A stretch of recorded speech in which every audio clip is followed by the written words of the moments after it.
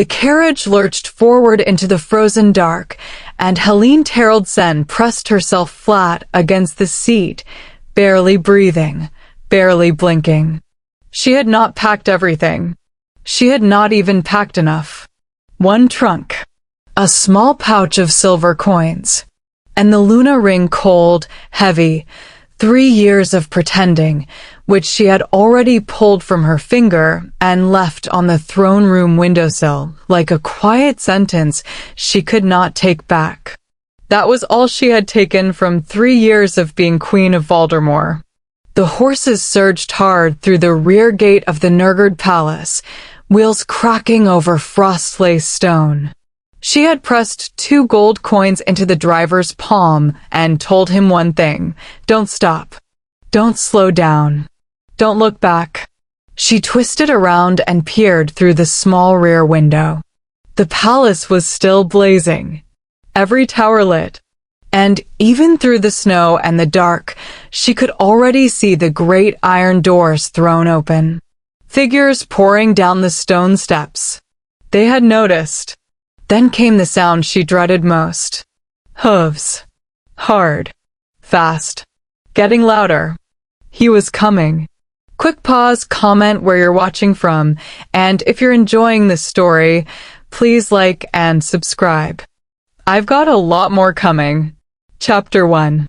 3 days earlier, the East Hall had smelled of pine resin and cold stone, and Helen had walked into it the way she walked into every room in the Nurgard Palace, quietly, with her hands folded and her face composed, and every one of her real thoughts buried so deep they barely even disturbed her breathing anymore.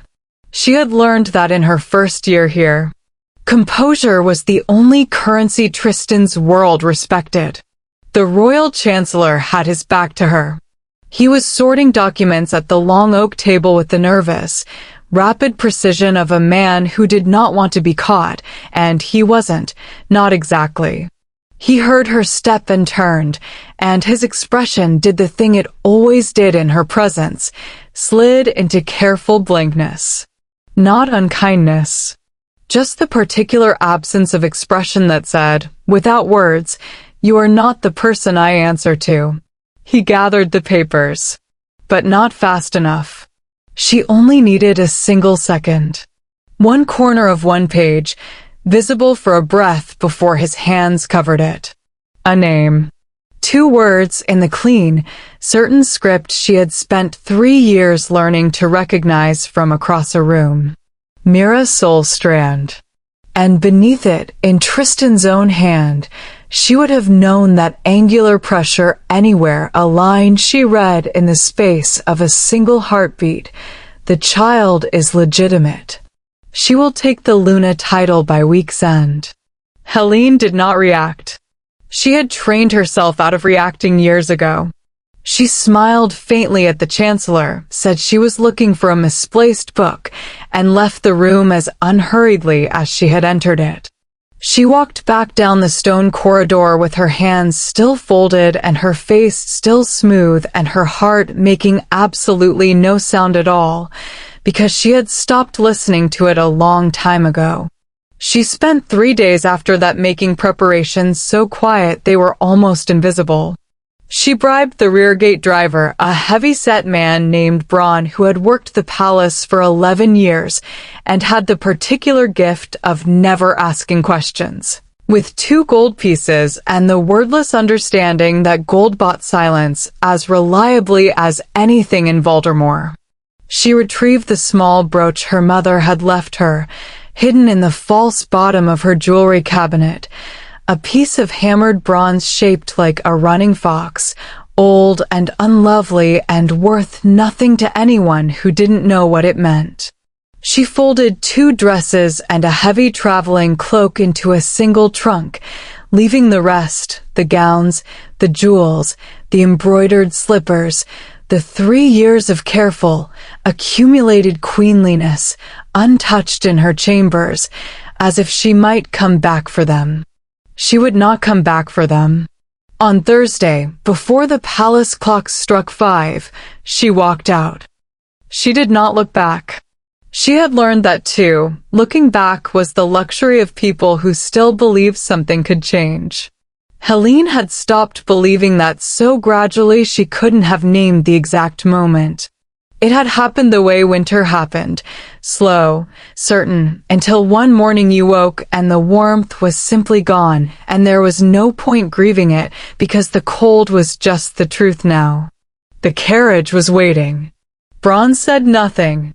The horses were already moving before the gate fully closed behind them, iron grinding on frost-covered stone, and Helen sat in the dark interior with her trunk wedged against her leg and her mother's brooch pressed into her palm and breathed slowly, deliberately, until the palace torches began to shrink. She told herself she felt nothing. She almost believed it. What she did not tell herself, what she would not let herself examine until she was far enough away that the knowing couldn't turn her around, was that she had passed the throne room on the way out. That she had stood in the doorway for exactly 4 seconds. That Tristan had been at the fire with his back to her, one hand braced on the mantel, staring into the flames with the expression he wore when he was thinking about something that displeased him. He had not heard her. Or if he had chosen not to turn. She had stood there for 4 seconds, and she had looked at him, really looked, the way she hadn't let herself look in months, and she had thought, with a clarity that was almost peaceful, I was never going to be enough. I knew that. I just kept pretending I didn't. Then she had set the ring on the windowsill, and she had walked out into the cold. She had been running for 3 hours when she heard the hooves. Chapter 2. Tristan Nergard discovered she was gone in 47 minutes. Not at dawn. Not when her chambers were found empty, the bed unslept in, the jewelry untouched. Not through a servant's report or a guard's confession.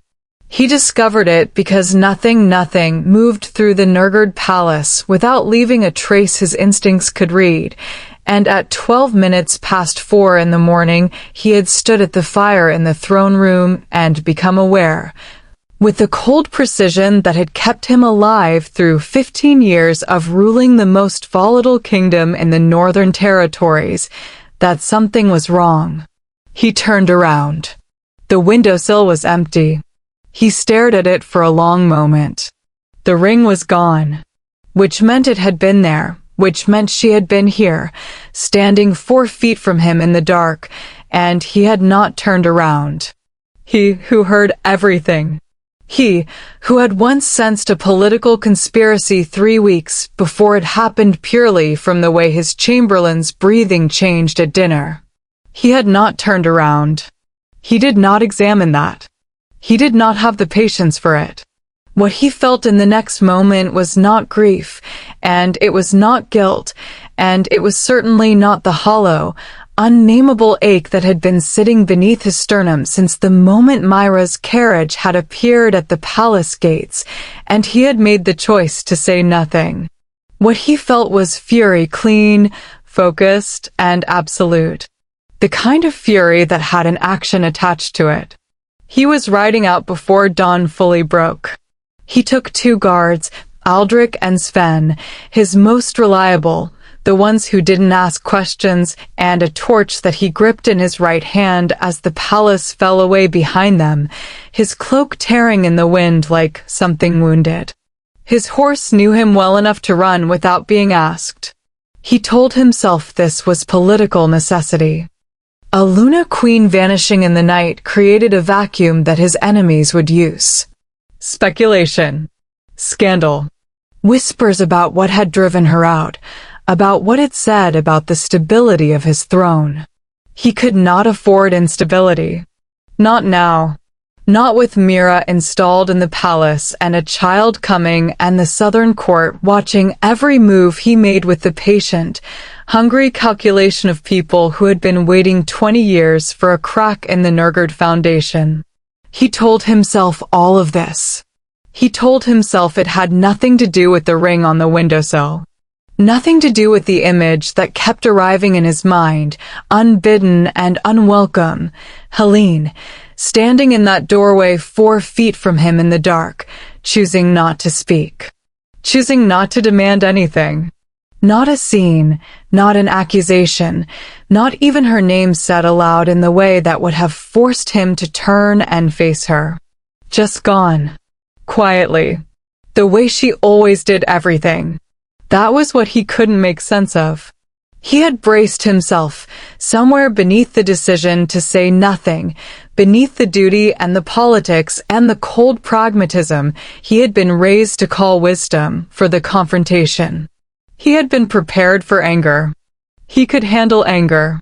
He had always been able to meet her composure and outlast it, to wait until the silence became unbearable for her and she filled it with whatever she was feeling, and then he could respond on his own terms.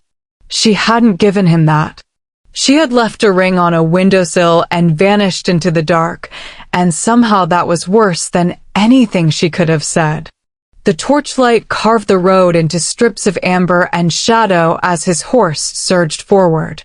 The cold was extraordinary, the kind that got inside your chest and made every breath feel like a decision, and Tristan rode into it without flinching. His guards kept pace behind him.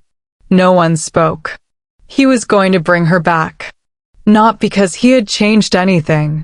Not because he knew what he would say when he caught her. But because Helen Terraldsen was his Luna Queen, and she did not get to simply decide that was over and walk away in the night, and he was not the kind of man who allowed what belonged to him to disappear into the dark without a reckoning. He told himself that was the only reason. The hoofbeats of his horse were the loudest thing in the frozen world, and ahead, somewhere in the dark between the bare trees, the carriage was still moving. He rode harder. Chapter 3. The village of Ashford Crossing appeared through the grey morning like an apology, small, frost-gripped, unremarkable in every particular. Exactly what Helen had been looking for. She had made Braun stop twice in the night, both times briefly, both times at crossroads where she had him take the less obvious route. She did not know exactly how fast Tristan would ride, but she knew him well enough to know that fast was a serious underestimation. By the time pale winter light began leaking through the carriage curtains, her hands had stopped shaking and her mind had settled into the particular cold clarity she recognized as her survival instinct, the part of her that had always been more practical than her heart. She needed to stop being Helen. The inn at Ashford Crossing was called the Mended Wheel, which seemed to her almost cheerful in its practicality, and the woman behind the counter was heavy-set and incurious in the way that innkeepers in small towns often were, too much seen, too much heard, too much forgotten to expend energy on a lone woman traveler with sensible luggage and coins paid up front. Helen had changed in the carriage. The ivory gown was folded at the bottom of the trunk, replaced with a grey wool traveling dress 2 sizes too large that she'd bought from a merchant's wife 3 months ago for no reason she could have named at the time. Some instinct. Some quiet preparation for a day she hadn't let herself consciously plan. She braided her hair herself, tightly, pulling the copper gold waves into something severe and practical and entirely unlike the loose, torch-catching way she'd worn it at court. She paid for a room she had no intention of sleeping in and asked, with the mild, distracted manner of someone whose thoughts were already elsewhere, whether the northern road was clear this time of year. The innkeeper said it was passable. The innkeeper's daughter was another matter. She was perhaps 16, slight, with quick dark eyes that moved over Helen with a thoroughness that had nothing to do with adolescent curiosity. She refilled the tea without being asked and set down the cup with the particular quiet of someone who had been trained to be unobtrusive. Helen noticed her the way she had learned to notice everything in Tristan's palace, sideways, without appearing to look, and what she noticed made the back of her neck go cold. The girl asked where she was traveling. Just north, Helen said. Family. The girl asked what family, which was not the question an innkeeper's daughter should ask a paying guest. Helen smiled and said it was a long journey and she needed rest, and watched the girl step back with the smooth, immediate deference of someone who had been trained to retreat without appearing to. And as she turned, the collar of her dress shifted, just slightly, just enough, and Helen saw it. A sigil. Stitched inside the collar in black thread, small enough to be invisible unless you were looking. Not Nurgard's crest, she knew every version of that. This was older. A circle with a broken line through the center, like a word crossed out. Like a name erased. She had seen that symbol once before. In her mother's things, in the years before her mother stopped talking about where they'd come from. Helen finished her tea. She smiled at the innkeeper. She left a generous tip and walked back to the carriage at a pace that she forced into casualness, and when she climbed in she said to Braun, very quietly, "Don't stop again until I tell you." She sat back against the seat as the village disappeared behind them and pressed her mother's bronze fox between her palms and thought about that symbol. She was not simply being hunted by Tristan. Someone else already knew she was running. Someone who had placed a girl in a roadside and in a village 3 hours north of Voldemort, who had known or predicted which road she would take, who had been waiting. Not to stop her. Not yet. To confirm she was moving. To report it. To whom, Helen didn't know. But the cold in her chest had nothing to do with the winter outside. She thought about the line she had read on the Chancellor's paper. The child is legitimate. She will take the Luna title by week's end. She had read it as a simple, brutal fact, Tristan's choice made visible, the end of something she had long suspected. But now, in the gray morning light with a spy's sigil burning behind her eyes, she began to wonder if it was something more. If the pregnancy, the timing, the decree, if any of it had been as simple as it appeared. She was still wondering when the sound of hooves found her again. Closer this time. Much closer. She pulled back the curtain. Through the bare winter trees, through the snow-hazed distance, she could see torchlight. One rider ahead of the others, faster, more determined, cape tearing in the wind. She knew that silhouette. She let the curtain fall. There was no road ahead that he couldn't follow. No town large enough to disappear into, not quickly enough. She had perhaps 10 minutes. She sat very still in the rocking carriage and thought about what she knew. She was running from a king. She was being watched by someone else. She was carrying a secret she hadn't yet opened, hidden in her mother's letters that were folded beneath the false bottom of her trunk. And the man riding toward her with a torch blazing in his fist had, 3 days ago, chosen not to turn around when she stood in the doorway. Helen straightened her spine. If he was going to catch her, he was going to catch someone he didn't recognize. Not the Luna Queen. Not the woman who had folded herself small for 3 years to fit the shape of what he needed. Someone else. Someone who had been learning, slowly, in the dark, how to take up space. She reached into the trunk. Chapter 4. The Luna chambers smelled of cedar and something floral that Meera could not identify and suspected had been placed there deliberately, a ghost scent, a reminder, the kind of invisible cruelty that required no confession. She moved through the rooms with the efficiency of a woman who had learned very early that hesitation was a luxury she could not afford. She had the furniture rearranged by mid-morning. She had the flower arrangements changed by noon. Small, necessary acts of occupation. Proof to herself, if not yet to anyone watching, that she was here, that she had survived long enough to stand in this room and breathe its cedar air and not apologize for it. She was not what the palace expected her to be. She had seen it in their faces, the servants, the guards, the courtiers who had processed past her with congratulations so careful they were indistinguishable from pity. They had expected theatrics. A triumphant mistress, flush with victory, settling into her prize with visible satisfaction. They had expected someone uncomplicated. Meera's soul strand had not been uncomplicated since she was 19 years old and had discovered, quite by accident, that the man she was involved with was not who he appeared to be.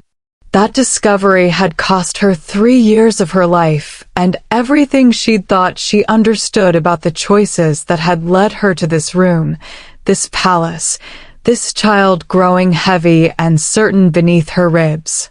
She was not a villain. She was not a prize.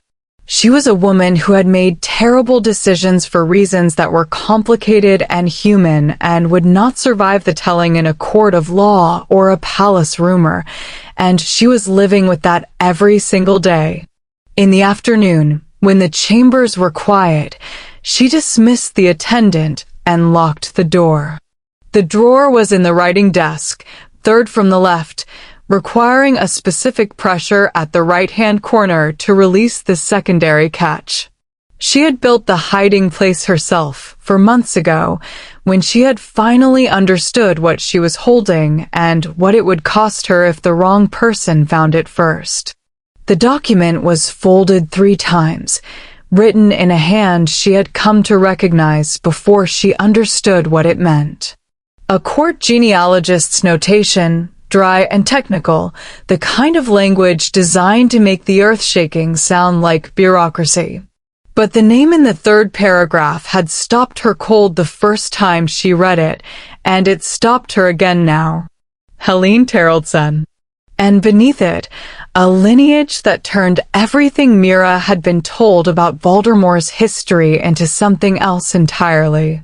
She had not created this situation. She needed to be very clear with herself about that, not as absolution, but as orientation.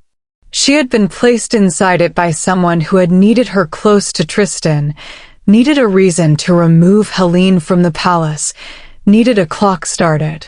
The pregnancy had been planned for not by her, not willingly, and by the time she understood how she was being used, she was already too far inside it to simply step back out. She had made a choice then. The kind of choice that would not look like a choice from the outside, and that she would have to live with regardless. She folded the document back into thirds. She sat for a long time looking at the fire, one hand resting on the curve of her belly, listening to the palace settle into its afternoon silence. She thought about the woman she had replaced. She had never spoken to Helen. Their paths had been kept carefully, deliberately separate, which in retrospect was its own kind of answer. But she had watched her once from a window, a woman walking through the courtyard below with the particular composure of someone who had made their peace with unhappiness. A woman doing her job beautifully and privately falling apart. Meera knew that walk. She had done it herself. She rose. She crossed to the writing desk and found paper and wrote 3 sentences in a hand she disguised as best she could.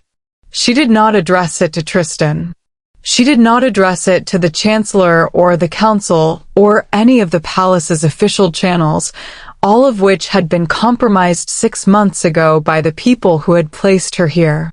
She addressed it north.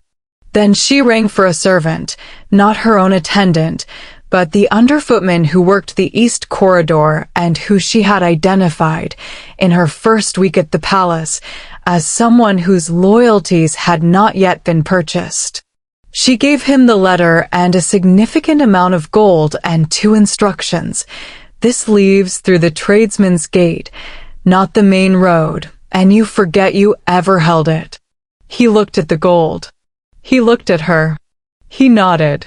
She watched him go and then sat back down at the desk and did not allow herself to think about what happened next. What happened next was out of her hands. She had started the thing she could start. She had sent what she could send. Whether it would reach Helen in time, whether Helen would know what to do with it, whether any of this would resolve into something other than ruin. She pressed her hand to her ribs again, feeling the shift and settle of the life inside her, and thought, I am not a villain. I am a woman in an impossible room, doing the one impossible thing I can still do. It would have to be enough. In the courtyard below, the last of Tristan's scouts rode out through the main gate at a hard gallop, north toward the river crossing. Chapter 5. She heard the hooves for 3 minutes before the carriage stopped. 3 minutes was a long time. Long enough to make herself breathe evenly. Long enough to press her mother's brooch into the hidden pocket she had sewn into the lining of the gray dress. Long enough to fold her hands in her lap and find the face she needed, not the Luna Queen's composed serenity, not the frightened woman who had fled in the dark 3 days ago. Something new. Something she was still figuring out the edges of. Braun slowed without being told. He was a practical man. The carriage stopped at the river crossing, ice-crusted and narrowed by winter, with the torchlit shape of the Nurgard Palace guards fanning out across the road. She heard Aldrich's voice outside, the senior guard, careful and formal, and she heard Braun's answer, calm as stone. Then silence. Then the carriage door opened. Helen stepped out before anyone could open it further. A small act and a deliberate one. She was not going to be retrieved. She was not going to be handed down from a carriage like something being returned to its rightful place. She stepped out into the snow and the torchlight and stood and waited. Tristan was already dismounted. He was worse than she had prepared for. Not because he was angry. She had expected anger, had built her whole interior architecture around the expectation of his anger, but because he wasn't. Not exactly. He stood 10 feet from her in the snow with his torch in his right hand and his cloak still moving from the speed of the ride, and his face was doing the thing it almost never did, which was showing more than one thing at once. There was fury there, yes. But beneath it, something she didn't have a name for. Something that looked, uncomfortably and impossibly, like a man who had been frightened and hadn't yet finished with it. They looked at each other for a long time. The guards were very still. Braun was staring straight ahead at the horse's ears with the expression of a man who had decided he was not present. Finally, Tristan said, "Come home." Not a request. Not even a command, exactly. 2 words with no question mark and all the assumption of a man who had never once, in his entire life, been told no by someone who meant it. Helen said, "No." The word dropped into the frozen air and stayed there. She watched him absorb it, watched something move through his expression like weather, fast and complicated, and she kept her voice even. She had rehearsed this moment in approximately 15 different versions over the past 3 days, and in every version she had eventually flinched or softened or found a way to make the confrontation smaller than it was, because that was what she did. Because that was the mechanism that had kept her functional for 3 years. She didn't do that this time. "I have left," she said. "I have left carefully and quietly, and without making a scene, and without asking you for anything. I would like you to let me keep going." He stared at her. Later, she would understand that this was the moment something cracked in him, not visibly, not immediately, but irreversibly. He had ridden 4 hours through the dark with the absolute, unquestioned certainty that he knew what he would find. The woman he'd lived beside for 3 years, composed and careful and ultimately cooperative, Who would look at the reality of his guards and his authority and his implacable certainty and choose, as she always chose, accommodation? He had not prepared for the flat, clear calm in her eyes. No anger, no tears, no hope, no pleading, no love still smoldering under the surface waiting to be reached. Just a woman looking at him from across 10 feet of frozen ground with the complete, settled certainty of someone who has already done her grieving and is standing in what comes after.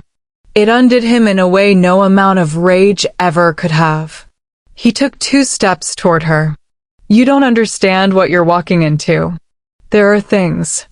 I understand, she said, that 3 days ago you stood in the throne room and said nothing. And that is the only thing I need to understand. Helen, don't. The word was quiet, not sharp. Worse than sharp, final. Don't say my name like it costs you something. You had 3 years to say my name like it cost you something. The silence that followed was the longest of her life.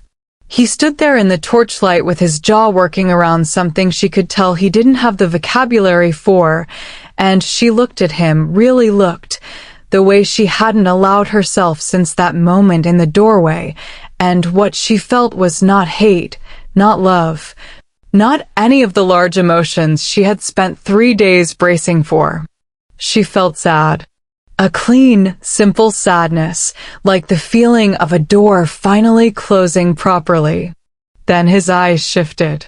Past her, behind her, to the dark of the tree line. And his expression changed. We need to move, he said. Different voice. Different Tristan, not the king in pursuit of what belonged to him, but the warrior who had kept a throne intact for 15 years through things she had never been allowed to know about. Now, both of us, get back in the carriage.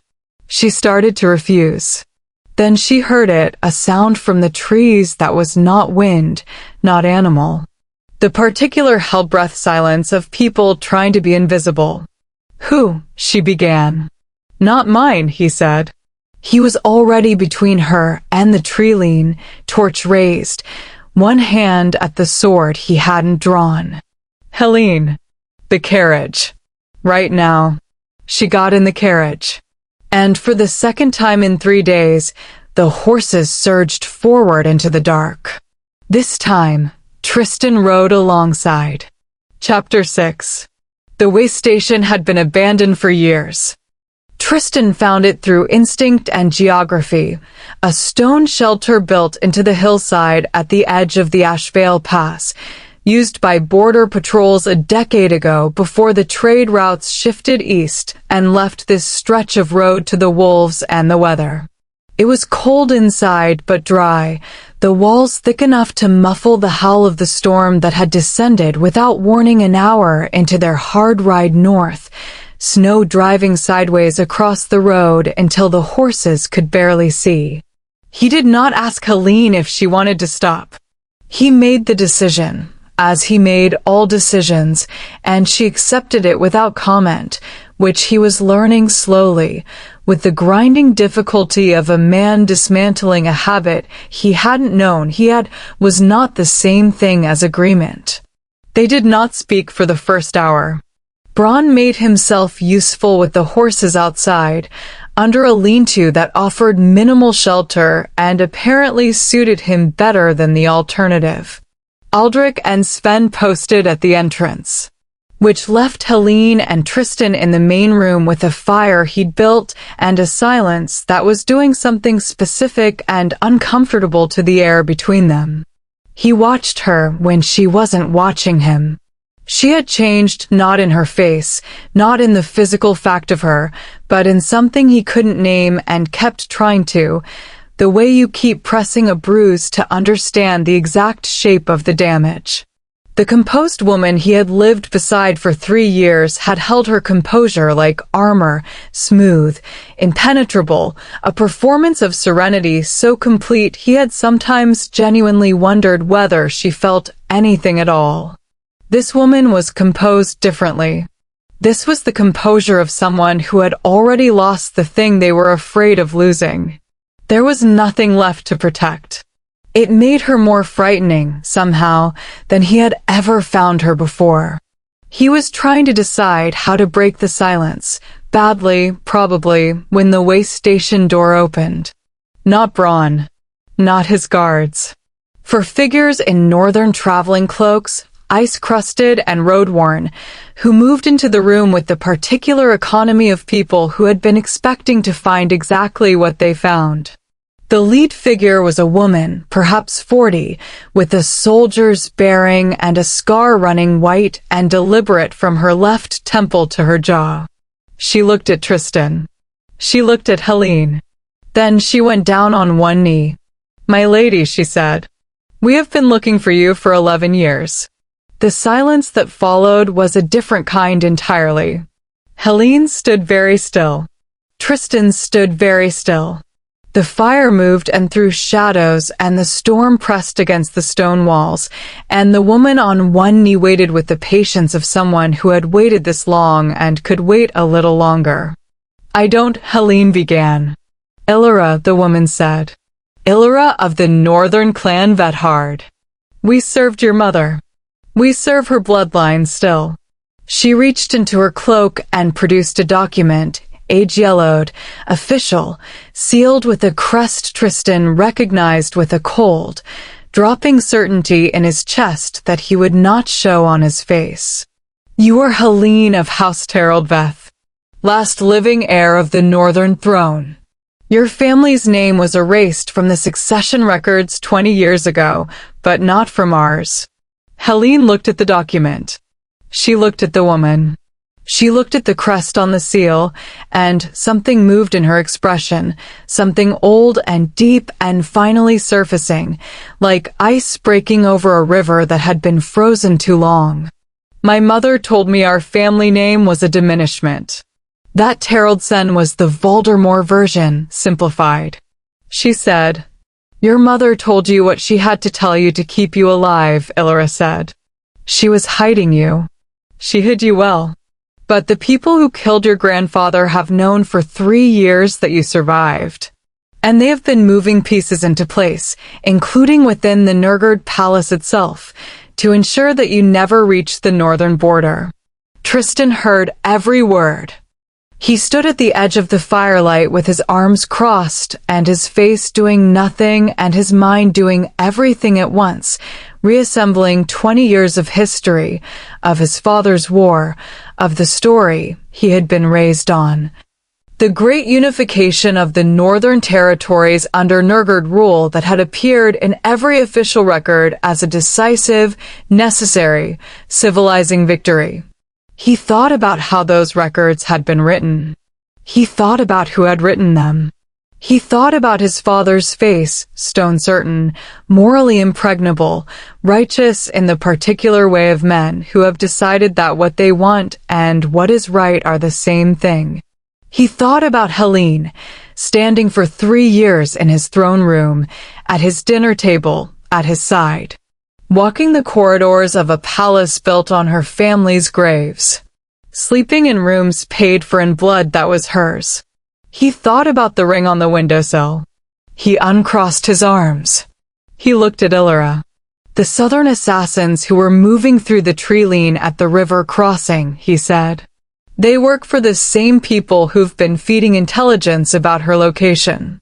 Illyra looked at him with an expression that was not quite surprise. "You are more perceptive than your father was." "My father," Tristan said carefully, "made a great many decisions I am currently reconsidering."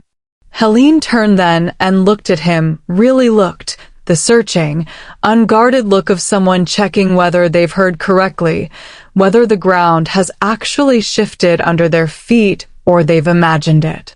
He met it. He did not look away. Whatever she found in his face, she did not name it. Neither did he. But something passed between them in that moment, something too fragile and too real and too overdue to be called anything yet, and when Illyra began to speak again, laying out the full shape of the bloodline truth and the war that had been building toward this moment for 2 decades. Both Tristan and Helen listened. And Tristan, for the first time in his life, listened to learn rather than to decide. Chapter 7. The assassins breached the way station door at midnight. Tristan had expected them for 3 hours.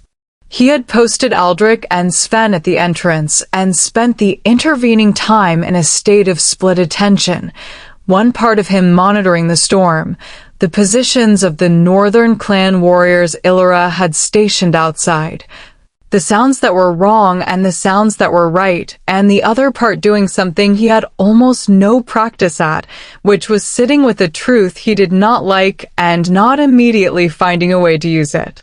His father had waged a war of extermination against the northern bloodline. He had grown up in the palace that victory built. He had sat on the throne that victory created. He had taken a Luna queen whose family had survived that war in hiding, and he had placed her in those rooms and given her that title and done nothing, absolutely nothing, to deserve the composure with which she had borne all of it. The quiet grace with which she had carried a weight she hadn't even known the full shape of, and he had repaid her by saying nothing when a decree stripped her of the only name she had left. He was sitting with that. It was not comfortable. When the door burst open, it was almost a relief. 3 men, Southern Court mercenaries, professionals, not the kind you reasoned with. They had dealt with Aldrich and Sven outside, which meant his guards were down, which meant he was alone in the main room with Helen and Illyra and 2 of the northern clan warriors. And the math of the situation was unfavorable, but not unsurvivable if he was fast enough and cold enough. He was very fast. He had always been very cold. He was on his feet before the door finished moving, sword clearing its scabbard in the same motion. And what happened in the next 90 seconds was brutal and efficient, and not something he would examine later for meaning or feeling, because that was not how he was built. He was built to survive first and process afterward, and the afterward kept getting more complicated. The 3rd man got past him and got to Helen. He heard her make a sound, not a scream, not quite, and turned to find the mercenary with one arm across her chest and a blade at her throat and the expression of a man who had been told to bring her back or not at all and was deciding which instruction applied. Tristan went very still. This was the moment. He had been in front of blades before, many times, had been the calculus himself and been calculated against, and he knew the specific quality of stillness required when someone was holding something you could not afford to lose. He had felt it for his throne, for his kingdom, for his own life. He recognized the stillness. He was slightly surprised by how absolute it was. "Step back," the man said. "The woman comes with us. The king goes home." Tristan looked at Helen. She was very still, jaw set, eyes clear, not panicking. Her hands were at her sides and she was thinking. He could see her thinking, running the geometry of the room the way he had taught no one to do, and she had apparently taught herself. "I have a better proposal," Tristan said. His voice was the voice he used in throne rooms and across war tables, absolute zero, completely controlled, the voice of a man who had decided what was going to happen and was providing a courtesy notification. "You are holding a woman who is the rightful heir to the northern throne. Your employers know this. Your employers want her removed because her existence destabilizes a political arrangement that has held for 20 years and that a great many powerful people have profited from. I understand their position." The mercenary's eyes moved. Uncertain.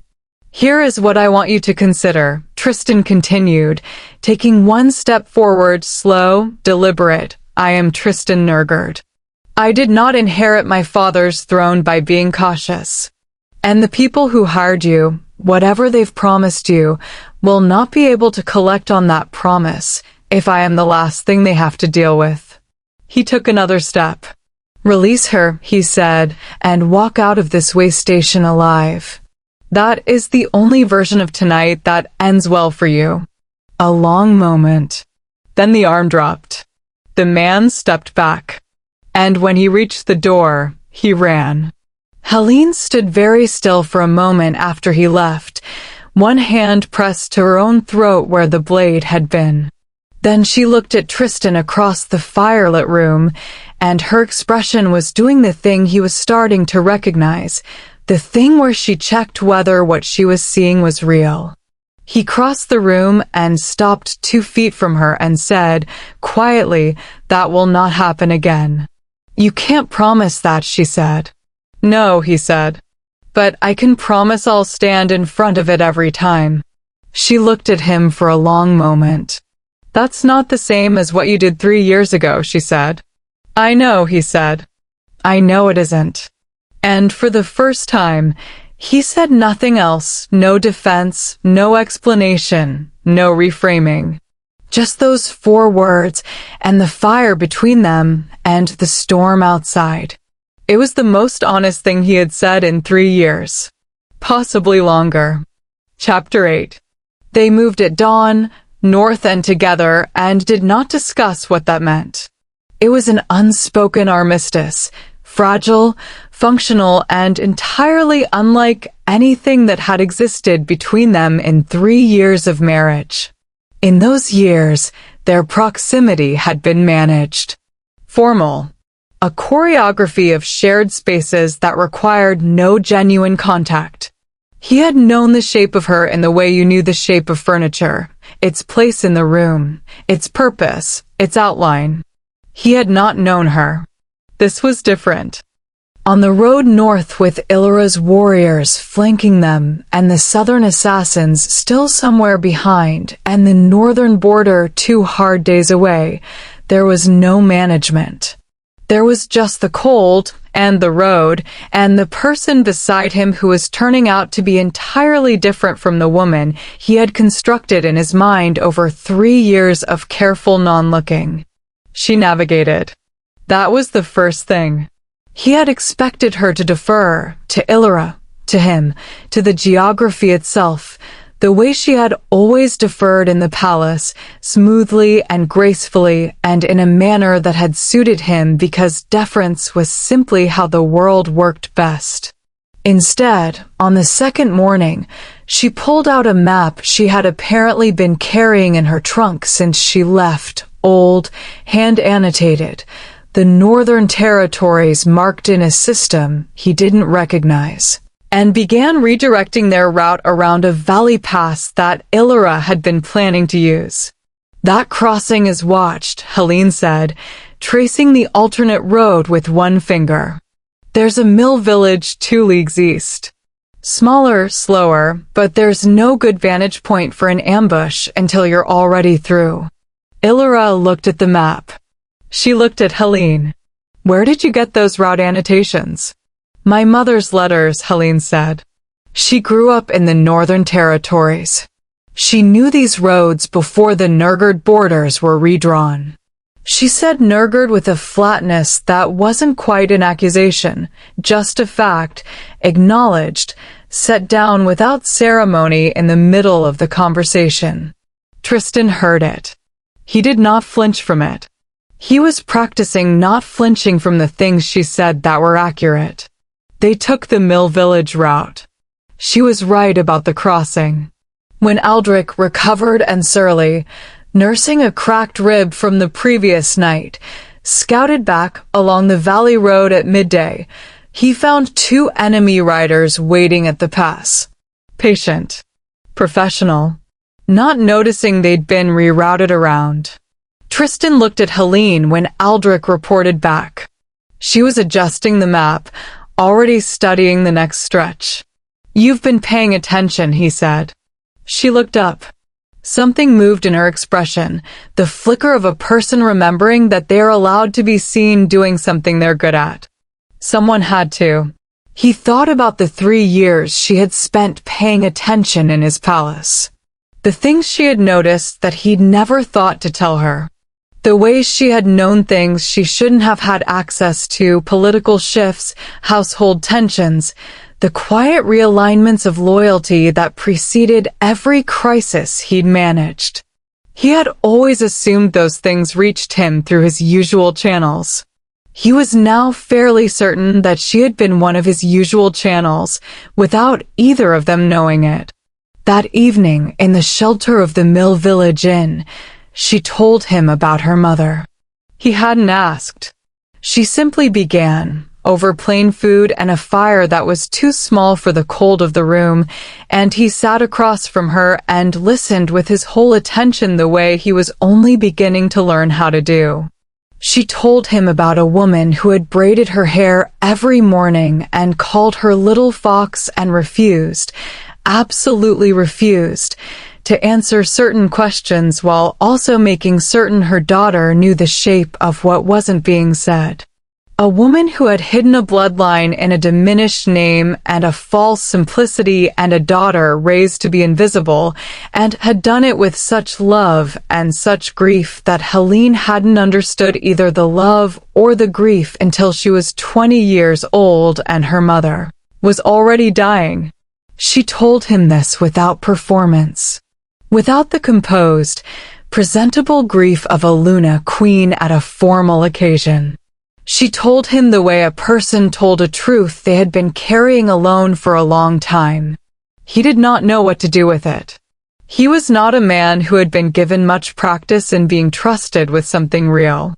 He sat with it, the way he was learning to sit with things, and he said, "She kept you alive."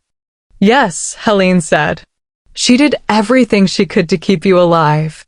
"Yes. And then I brought you to a palace built on the ruins of what she lost."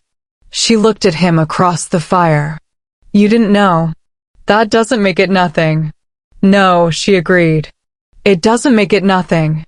They sat with that for a while. The fire shifted.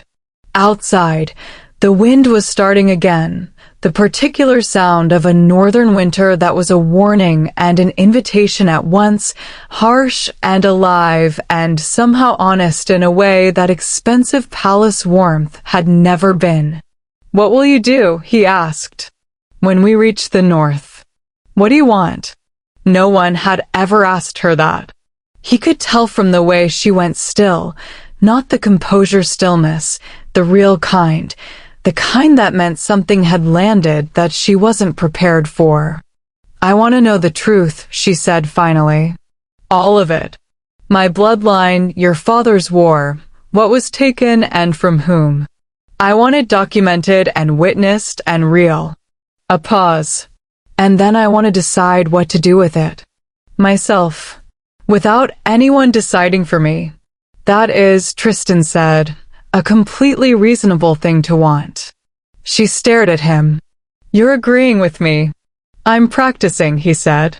Something shifted in her face then, a ghost of something, there and gone, brief as firelight. He caught it. He did not reach for it.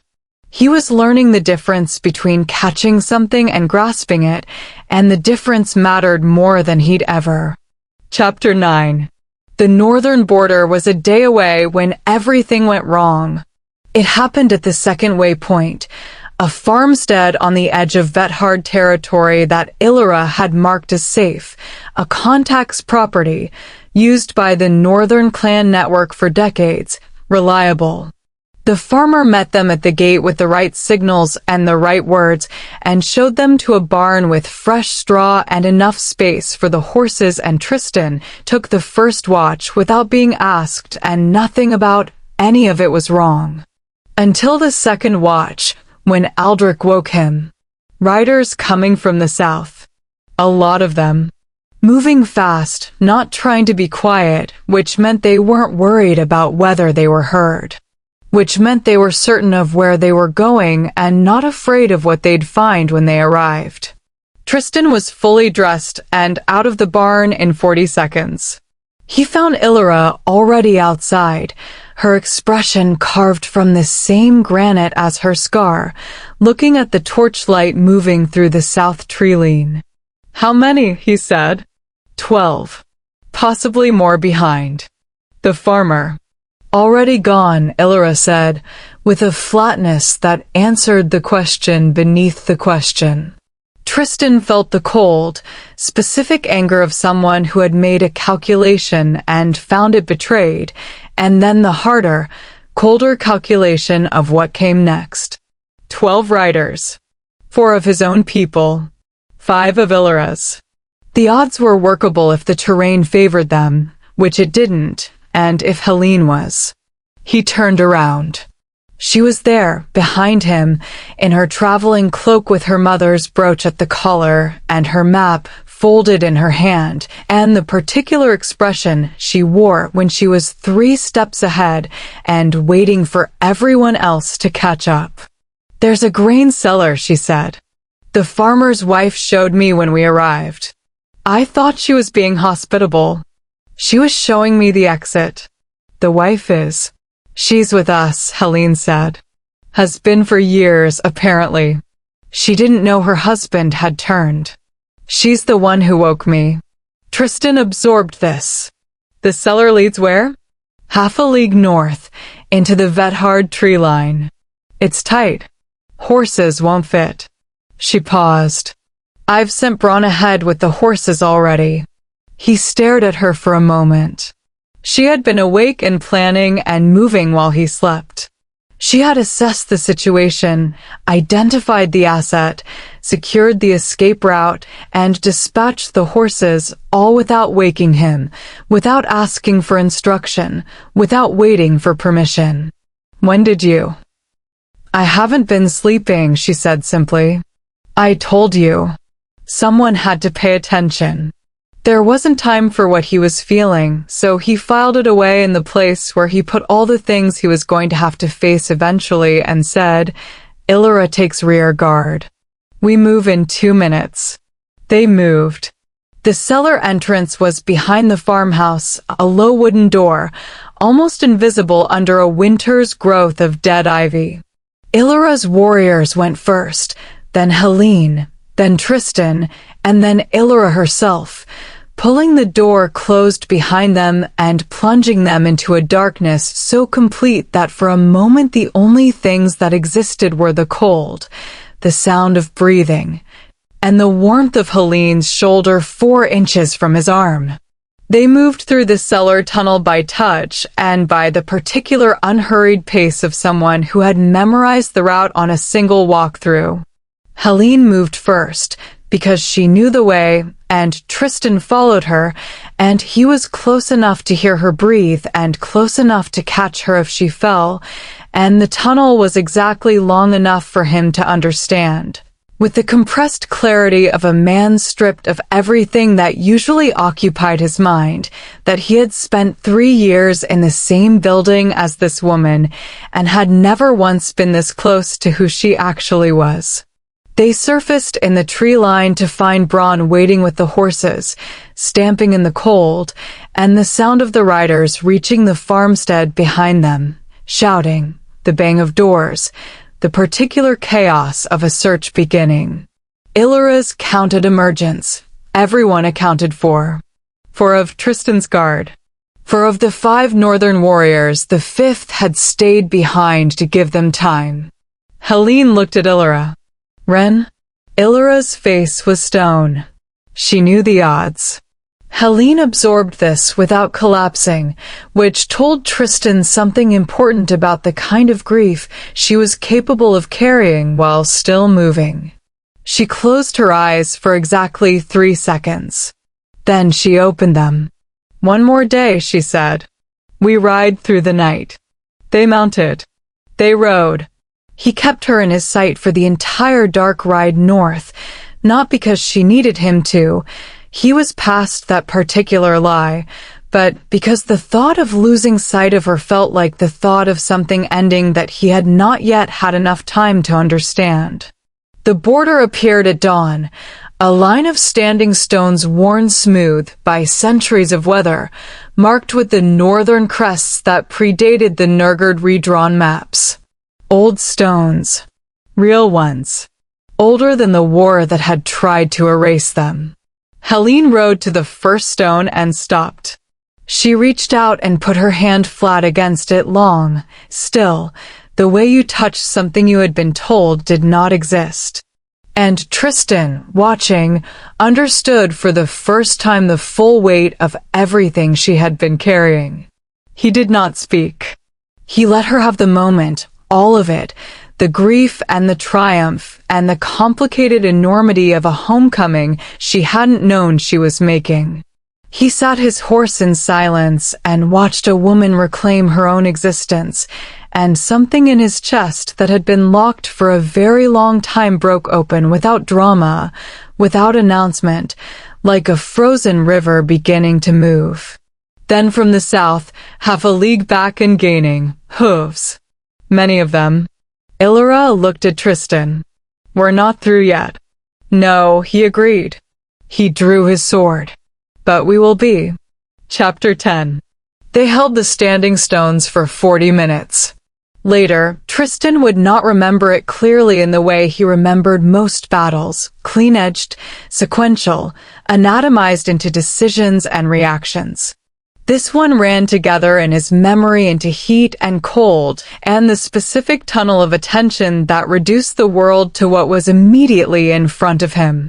12 riders became 8, became 4, became none, and he had 3 cuts that bled and one that needed attention, and Aldrich had a broken hand, and one of Illyra's remaining warriors was down but breathing, and then it was over. He stood in the gray dawn light between the standing stones with his sword still drawn and the sound of retreating hooves fading south and the northern tree line quiet before them, and he breathed. Helen was 5 feet away, unharmed. She had fought, that surprised him and didn't, both at once. She had a knife he hadn't known about, and she had used it with the economy of someone who had been quietly learning to survive for a long time. She was looking at the standing stones with her hand pressed to the nearest one and her chest rising and falling fast. He sheathed his sword. He walked to her. She heard him and turned, and the expression on her face was the most unguarded he had ever seen her, not the composed Luna Queen, not the frightened fugitive, not even the sharp, newly capable woman of the past week. Just Helen. Tired and complicated and alive. Wren held them long enough, she said. At the farmstead. She must have. Yes. She looked at him for a long moment. The question she had been carrying since the way station, since the river crossing, since the throne room, since 3 years before any of that, settled into the air between them like something finally ready to land. Why, she said. Not why you came after me. I know that answer now, or enough of it. She pressed her hand flat against the stone again, steadying herself. Why you said nothing? When Meera arrived with the decree. Why you stood there and let it happen? He had known this was coming. He had not prepared for it because he had learned, belatedly, badly, that preparation was not the same as honesty, and he had spent enough of his life confusing the two. Because he said, and stopped. He started again. Because Myra's pregnancy was presented to me as a succession necessity.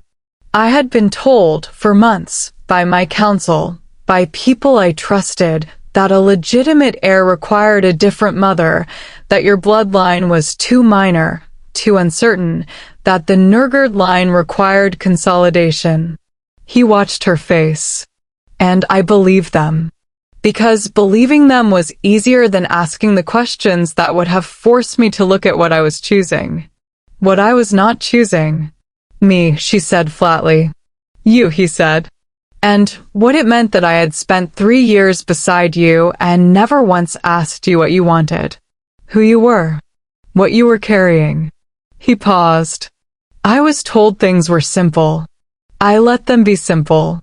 Because I was a man who preferred certainty to honesty, and honesty would have required me to look at what I had made of my marriage and know what it was. She held his gaze. And what was it? A management, he said. A function. I managed you. I never knew you. Another pause. I know the difference now. I understand that knowing the difference now is too late and also too small and also not the same thing as fixing what I broke. I know all of that.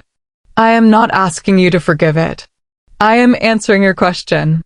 She was silent for a long time. The northern tree line was brightening with the full coming of day, and Illyra's warriors were tending their injured. And Bronn was seen to the horses with the philosophical calm of a man who had decided some weeks ago that his life had become a great deal more interesting than advertised. And Tristan stood in the cold dawn and waited for whatever Helen was going to say and did not try to manage it. It's not enough, she said finally. No, he agreed. It isn't. It doesn't fix 3 years. No. It doesn't give me back the things I lost. The years I spent making myself small. The things I didn't become because I was too busy being invisible. Her voice was level. Not cold, level, which was different. The voice of someone speaking from a fully inhabited self. I am not going to go back to your palace and be your Luna Queen as if none of this happened. I am not going to pretend that honesty now balances the account of everything before. I'm not asking you to, Tristan said. She looked at him carefully. What are you asking? He thought about it. Really thought, the way he had not let himself think in years, without a predetermined answer, without a position to defend. To start from what's true, he said. Not from what was arranged or managed or politically necessary. You are the heir of the Northern Throne. Your bloodline is real and it is documented, and it changes everything about the legitimacy of the last 20 years of Voldemort history, including mine. That reckoning is going to happen, not because I want it to, but because the truth doesn't wait for anyone to be ready. He held her gaze. I would rather face it beside you than have you face it across from me. That is not a love declaration, she said. No, he agreed. It is an honest one. I am not yet certain I know the difference between what I feel and what I owe. I am certain I want to find out. If you are willing. Illyra's voice came from behind them, dry as the winter stones. The Border Council will need to meet within the week. The succession question won't hold. Helen did not look away from Tristan. Tell them I'll be there. Illyra departed. Helen was quiet for a moment. The hand on the standing stone steadied her, or perhaps she steadied it. Perhaps it was both. This land knew her blood even if she was only beginning to know it herself. I am not doing this for you, she said. I know, Tristan said. I am doing this because I have a name that matters. A bloodline that matters. A truth that my mother hid and a woman died to protect, and a war that has been waiting to be righted for 20 years. She finally dropped her hand from the stone and turned fully to face him. And because I've spent my entire life making myself invisible, and I am finished with that. Good, he said. And he meant it simply, without any of the complicated remainder of his own pride. Good. He was glad of it. He wanted the full shape of her, the real one, even knowing that shape would be harder to live beside than the managed version, harder and realer and more genuinely herself. He wanted it the way you wanted the truth when you had been living on approximations for too long. She studied him for a long moment with those pale gray-blue eyes that had always seen more than he'd given them credit for. Then she walked back to the horses. He followed, not because she needed him to, not because he was her king or her captor or the man who had hunted her through 3 days of frozen dark with fury in his chest and pride on his tongue and something deeper and more honest than either that he was only now beginning to have a name for. He followed because she was walking towards something real, and he had finally decided that real was where he wanted to be. The last image was this: Helen at the carriage door, one hand on the frame. Not fleeing, not bracing, choosing, not for him, for herself. And Tristan Nurgard, the Alpha King, the man who never asked and never begged and never in his life allowed anything to simply walk away, standing still and watching. And for the first time understanding the difference between a man who takes and a man who waits to be chosen. The northern morning came up cold and bright and entirely new, and they rode into it together. If you enjoy watching this story, please like and subscribe, and I will see you on the next one.